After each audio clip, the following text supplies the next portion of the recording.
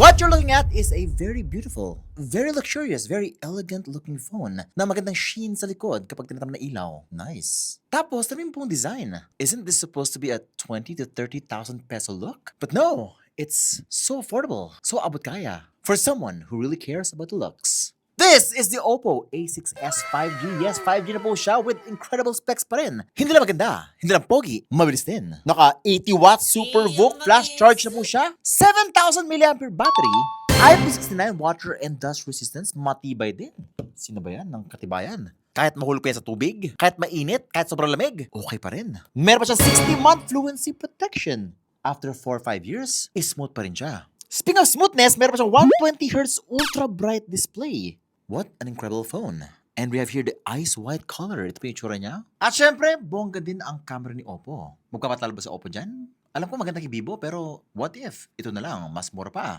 Yes po, Oppo. Oppo A6s 5G. Unbox na natin. Tapos Vince, and watching Unbox Diaries. Ooh. Mai-inlove ko talaga sa box ni Oppo. Kasi nga, premium na. Ice white color, 6128 yung ating RAM and ROM. And here we go. Let's unbox it. Siyempre, bagong-bago. Yes, may bago. Grabe, halos lahat na lang. Premium. Mga sana si Oppo ngayon ha. Pati yung mga mid-range nila, mga entry level, premium na premium yung feel. Inside, we're getting the safety guide, the quick guide, and the jelly case. ASMR. And here we go. Ayan na po yung phone na may papel na wrapping. Yes, hindi pa siya plastic. Papel siya. Good for the environment. Mamaya na yan. Underneath, we're getting the... Tingnan mo naman yan. Nato niyo ba yung SIM ejector pin? May sarili siyang lalagyanan. Wow. Type-C cable. Makapal, matibay. Yung charger niya, 80 watts fast charging na. Grabe. Kasama na yan sa box. Ito pa. Ay, ito pa. And we have the phone here. Oppo. Okay, here we go. Ay, baliktad. Eto na! 1, 2, 3.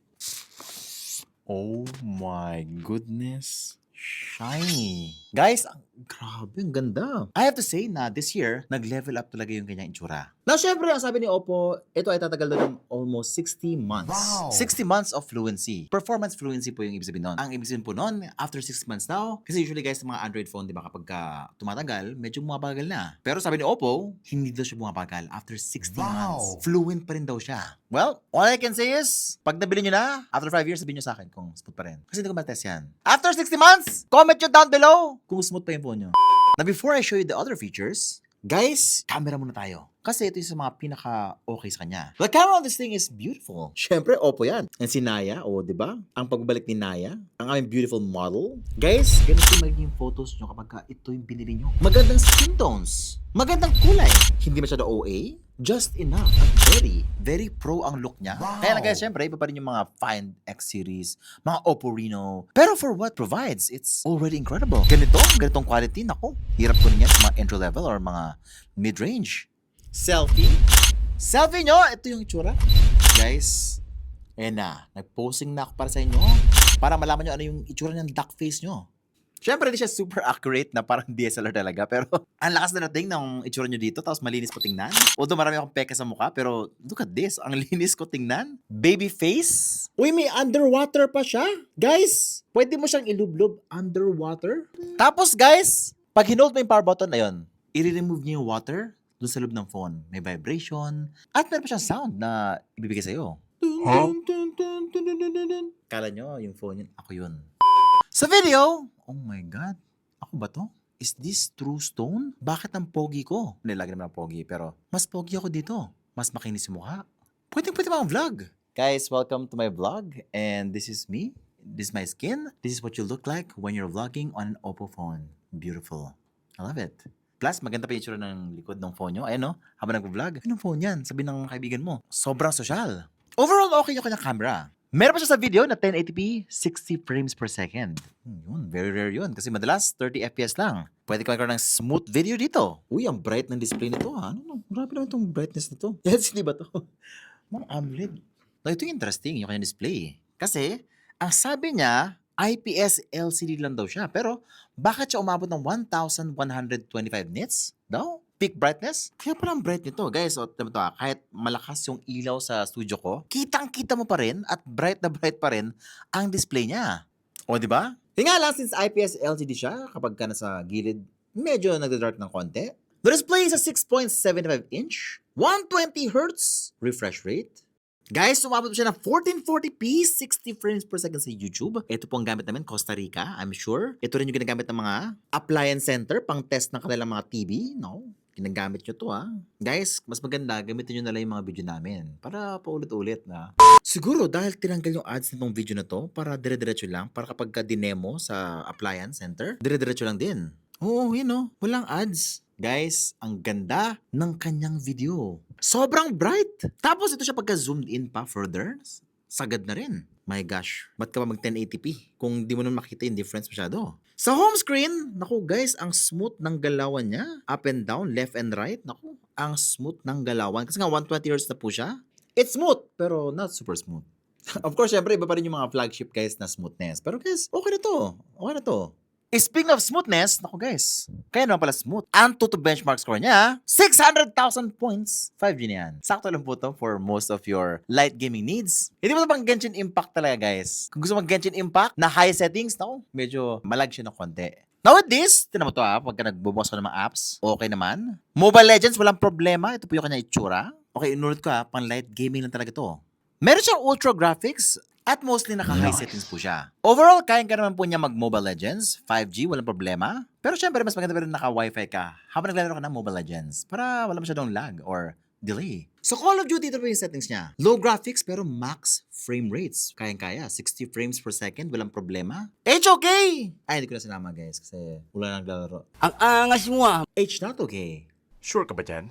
Guys, sa Call of Duty guys, okay naman po siya. Yun nga lang, hindi po ganun kaganda yung graphics. Sakto lang po. I think dapat ginalingan pa nila dito in terms of yung sa pag-optimize. Pero yun, kaya niya mag-medium graphics and max frame rates. But mostly, it's very smooth naman yung gameplay niya. Wala problema. Sa Genshin Impact naman, ito, ramdam mo talaga na medyo malagli siya ng konti. Ayun. Guys, hindi po siya for heavy gaming talaga. Itong Genshin Impact, kailangan talaga na matinding gaming phone to. Pero if you want to really play this on this phone, kailangan mo siyang i-low graphics lang. 60 frames per second. Pero madalas 50 frames per second yung ramdam ko. Pero guys, ano to? Tingnan mo to sa kanyang storage. 45.6 GB ang kinain ni Genshin Impact sa app na to sa storage. Uy, bakit si Call of Duty 30.8 GB na siya?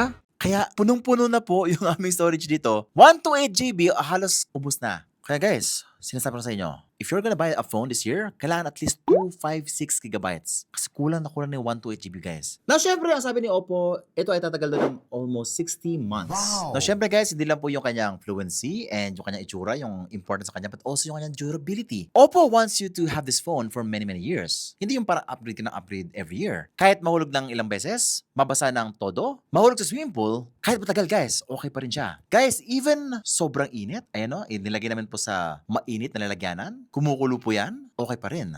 O diba, ready ka na? Just in case na mahulog ka sa lava. Kunwari, katabi mo yung Bulkang Mayon, Bulkang Taal, at nahulog ka, at least okay pa rin yung mga photos mo dito, in memory of you. Mawala man lahat, wag lang yung photo mo. Wag lang yung dark face mo na pinaghirapan mo. Yung gallery mo na mamimiss ng buong sambayan ng Pilipinas. Wow! Maganda rin to kapag wala ka na, doon lang malalaman. Nalunod ka sa dagat, buhay pa rin siya. Nahulog sa swimming pool, niligtas yung phone, except ikaw. Ang mahalaga, buhay ang phone mo. Ang mahalaga, durable po siya. Para makasave ka ng repair costs. Tsaka, bongga pa rin yung itsura. Ayun nga lang pala, no? Kapag binili mo siya, I suggest huwag mong gamitin yung casing niya, yung jelly case, kasi nagmumukha po siyang cheap at saka naninilaw po yun over time. Mas maganda gamitin mo siya na walang casing. Nga pala, meron pa siyang Color OS 15 built-in AI tools that enhance both creativity and productivity. From AI photo editing, ayan, may AI erase po dyan, tapos AI blur, to smart writing, summaries, and real-time assistance, making everyday tasks faster, easier, and more intuitive. O ayan may AI na rin po yan Na para kanino to? This is the Oppo A6s 5G. Ito na ba yung presyo Ang presyo niya! Oppo A6s 5G, 22,999 pesos for 6128. Tapos yung 8256, 25,999 pesos. Sheesh! So para sa akin, kung nagharap ka ng isang phone na mura lang, well, hindi masyado mahal, pero napakaganda yung design. Napakabongga na kanyang camera. Napaka-durable niya. Kung hindi durable yung inyong relationship, ang mahalaga, durable siya. Mas magtatagal pa siya kaysa sa inyo. Alam nyo kung sino pa magtatagal. Kayo. Kung ipa-follow nyo ako, hit the bell icon, so that you don't miss any of my great content. If you've been watching Unbox Diaries, woohoo!